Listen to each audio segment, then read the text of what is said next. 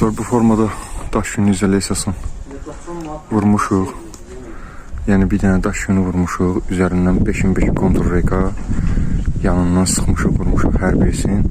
Tam kip formada, qəti ara qalmayıb.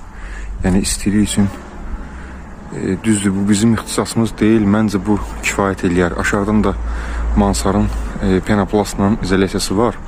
Biz bunu Çornipol reykanın üzərindən vurmuşuq. Və üzərindən digər tərəfi işləmişik. İndi hal-hazırda ora çıxa bilmirəm. Üstündən izolyasiya, qidroizolyasiya istifadə olunacaq və üstündən abrışotka reyka yığılacaq və şifer vurulacaq.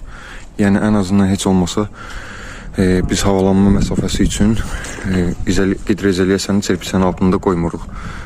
Az da olsa orada yəni havalanma məsafəmiz qalacaq. Bu yəni kifayət eləyir. Heç olmasa yəni Mansarı yığanda bu formada yığın.